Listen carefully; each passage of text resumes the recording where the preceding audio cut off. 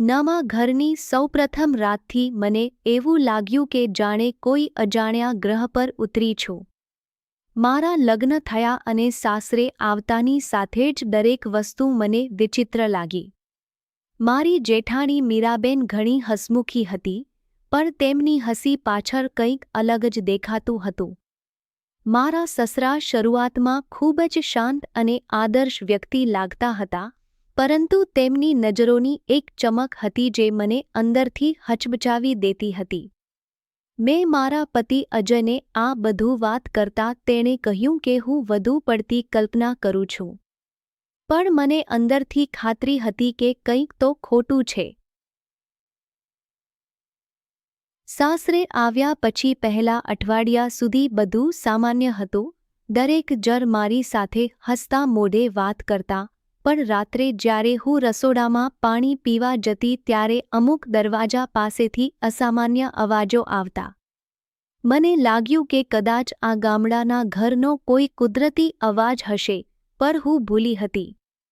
મારી જેઠાણી મીરાબેન એક દિવસ બપોરે મારી પાસે આવ્યા અને મને ઉપદેશ આપ્યો કે સાસરે રહેવાનો અર્થ છે સમજણથી કામ લેવું અને દરેકની ઈચ્છાઓને માન આપવી. મને તેમની વાતો સાચી લાગી, પણ તેમની આંખોમાં એક એવો ડર હતો કે જે શબ્દોમાં છુપાતો હતો. હું સમજી શકી કે આ ઘરમાં મારે માત્ર એક પત્ની તરીકે જ નહીં, પણ એક અવલોકનકાર તરીકે પણ રહેવાનું છે. મારા સસરા રોજ મારી તરફ એક અજીબ નજરે જોતા, જાણે મારી દરેક હલચલ તેમના માટે રસનો વિષય બની રહી હોય. મેં ઘણી વરિષ્ઠ મહિલાઓને આ વિશે પૂછ્યું, પણ કોઈ ખુલ્લેઆમ કંઈ કહેતું નહોતું. સાસરે આવીને મને સમજાયું કે આ ઘરમાં દરેકના ચહેરા પર હાસ્ય છે, પણ હૈયે કંઈક બીજું જ હાલતું હતું. તમને લાગે છે કે આ સામાન્ય સાસરિયું છે કે કંઈક વધુ ઊંડું રહસ્ય છુપાયેલું છે? આગળનો ભાગ વાંચો, જ્યાં રાતનો એક અનોખો પ્રસંગ મારી જિંદગીની દિશા બદલી નાખે છે.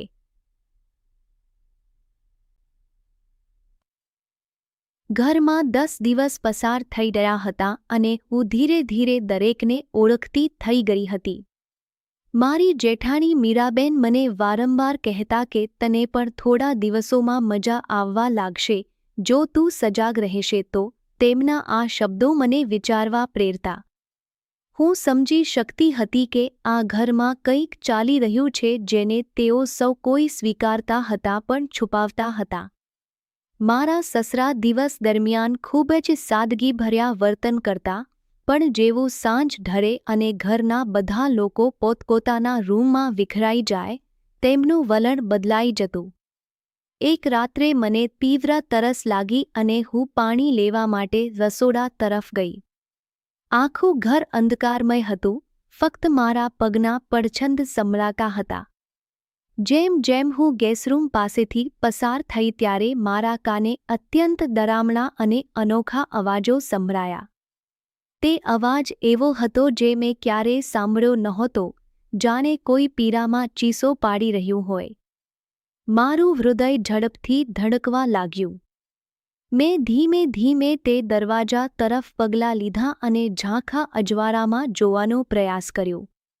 મેં જોયું કે મારા સસરા એક વ્યક્તિને પાછળથી એટલી ઝડપે ખસેડી રહ્યા હતા કે જાણે તેઓ કોઈ ભારે વસ્તુ સાફ કરી રહ્યા હોય. હું સ્તબ્ધ રહી ગઈ અને મને લાગ્યું કે કદાચ આ કોઈ સ્વપ્ન છે. મેં પાછળ હટીને ટેબલ પર ચડીને ઉપરના કાચમાંથી જોયું તો મારી આંખો ખુલ્લી રહી ગઈ. તે વ્યક્તિ બીજી કોઈ નહીં પણ મારી જેઠાણી મીરાબેન હતા અને મારા સસરા તેમની સાથે દુષ્કૃત્ય કરી રહ્યા હતા. હું ગભરાઈને ત્યાંથી ભાગી છૂટી અને મારા રૂમમાં આવીને ધ્રુજવા લાગી. મારા મનમાં અનેક પ્રશ્નો ઊભા થયા. શું હું આ જોઈ શકી? શું આ સાચું છે? શું આ ઘરમાં આવું ચાલતું હતું? આખી રાત હું જાગતી રહી, કારણ કે મને ડર હતો કે કદાચ આગામી વખત મારો વારો આવી જાય. મારું મન એક વમળમાં ફસાઈ ગયું. શું તમને લાગે છે કે મારે આ બાબત મારા પતિને જણાવવી જોઈએ અથવા આ રહસ્યને મારી સાથે જ દફનાવી દેવું જોઈએ? આગળનો પ્રસંગ વાંચતા રહો. બીજા દિવસે સવારે હું જાણે ભૂત બનીને ફરતી હતી. મેં મારી જેઠાણીને રસોડામાં જોયા તો તેમના ચહેરા પર કોઈ ભાવ નહોતા, જાણે રાત્રે કંઈ જ બન્યું જ ન હોય. મેં હિંમત કરીને તેમને ખૂણામાં લઈ જઈને કહ્યું, મીરાબેન, આપણા સસરા સાચા નથી, તેમનો સ્વભાવ મને યોગ્ય લાગતો નથી. મારી વાત સાંભળતા જ તેઓ ચમક્યા અને તરત ત્યાંથી ચાલવા લાગ્યા, પર મેં તેમને પકડી રાખ્યા. તેમણે ધ્રુજતા અવાજે કહ્યું, આ માણસ નથી, હેવાન છે. તે કંઈ પણ ખોટું કરી શકે છે. તેમણે આગળ કહ્યું કે તેઓ આ ઘરમાં લાચાર છે અને રોજ આ યાતના સહે છે. તેમની આંખોમાં આંસુ હતા પણ ડરની રેખાઓ તેમના ચહેરા પર સ્પષ્ટ દેખાતી હતી. મેં પૂછ્યું કે શું મારા જેઠને આ વાતની ખબર છે?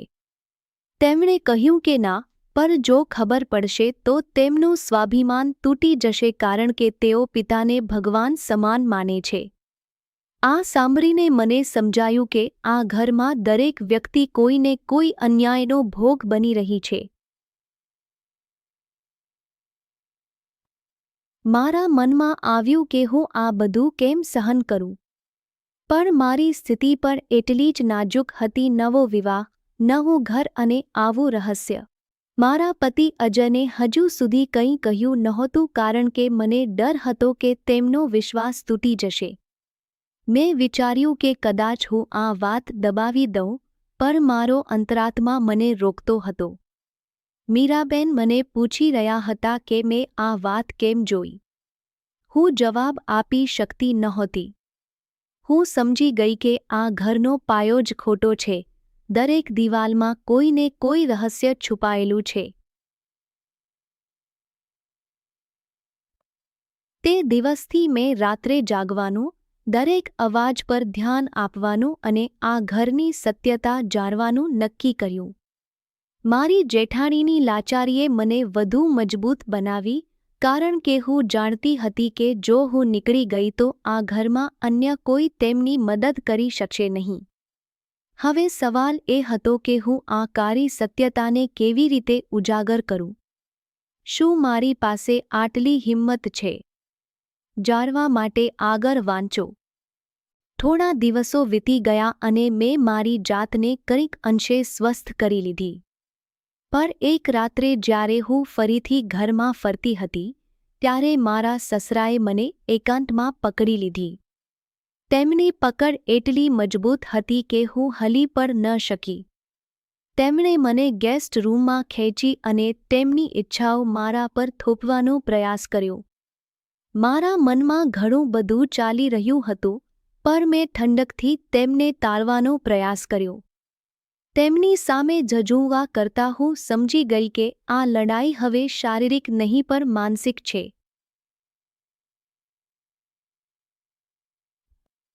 મેં તેમની ચાલાકીઓને ઓળખી લીધી અને તક મળતા ત્યાંથી છટકીને સીધા મારા રૂમમાં પહોંચી ગઈ. મારું હૃદય ધબકી રહ્યું હતું. હું થાકી ગઈ હતી, પણ હવે સ્પષ્ટ હતું કે આ ઘરમાં મારે કોઈના પર ભરોસો કરવો નથી. મેં મારા પતિ અજયને આખી વાત કરી. શરૂઆતમાં તેને વિશ્વાસ ન થયો, પણ જ્યારે મેં તેમને વિગતવાર બધું કહ્યું તો તેમના ચહેરાના રંગ બદલાઈ ગયા. તે ખૂબ જ દુઃખી થયા અને તેમણે કહ્યું કે તેઓ આનાથી અંજાણ ન હતા. હવે સમય આવી ગયો હતો કે આપણે કંઈક કરીએ. અમે બંનેએ નિર્ણય લીધો કે આ ઘરમાં થતા અત્યાચારને હવે વધુ સહન ન કરવો. મારા જેઠને પણ અમે સાથે લીધા કારણ કે તેઓ સાચા હતા પણ અજાણ હતા. અમે મળીને એક વ્યૂહરચના બનાવી કે આ દુષ્કૃત્યોનો પર્દાફાશ કેવી રીતે થાય. મારા સસરા અને મારા જેઠની કરતૂતો હવે અમારી નજરે ચઢી ચૂકી હતી. અમે પોલીસનો સંપર્ક કર્યો અને યોગ્ય ફરિયાદ દાખલ કરી. પોલીસે તાત્કાલિક કાર્યવાહી કરી અને ઘરના આ બંને લોકોને કસ્ટડીમાં લઈ લીધા. તે દિવસે જ્યારે તેઓને લઈ જવામાં આવ્યા ત્યારે આખા મોહલ્લામાં ચર્ચા થઈ, પર અમને આ વાતનો ગર્વ હતો કે અમે યોગ્ય કામ કર્યું હતું. મીરાબેનની આંખોમાં ખુશીના આંસુ હતા, કારણ કે તેમને લાગતું હતું કે હવે તેઓ મુક્ત થઈ ગયા છે. આ પછી ઘરમાં વાતાવરણ બદલાઈ ગયું. શું તમે જાણવા માગો છો કે આ ઘટના બાદ અમારું જીવન કેવું બન્યું? અંતિમ ભાગ વાંચો. જે દિવસે અમે પોલીસની મદદ લીધી, તે દિવસે અમારા ઘરનો એક યુગ પૂરો થયો. મીરાબેન અત્યંત હળવા થઈ ગયા, જાણે તેમના પરથી તનભરનો બોજ ઉતરી ગયો હોય. તેમણે મને ભેટીને કહ્યું, માલિની, મોડું તો થઈ ગયું છે, પણ હવે પછી આ ઘરમાં નિરાંતે ઊંઘ આવશે અને રાત્રે બીક વગર ફરી શકાશે. તેમના શબ્દોમાં રાહત અને વિજયનો ભાવ હતો. અજય અને મેં મળીને આખા ઘરને સાફ કર્યું, દરેક ખૂણામાં નવી ઊર્જા ભરી.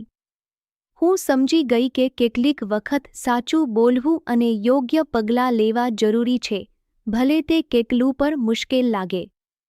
ઘરમાં અમે સૌ મળીને એક નવી શરૂઆત કરી. મારા સસરા અને જેઠને જે સજા થઈ તે અમને દુઃખ તો પહોંચાડી, પર અમારો વિશ્વાસ દ્રઢ થયો. ઘરના બાકીના સભ્યો પણ હવે નિર્ભયતાથી જીવવા લાગ્યા. આ અનુભવથી મને ઘણું શીખવા મળ્યું.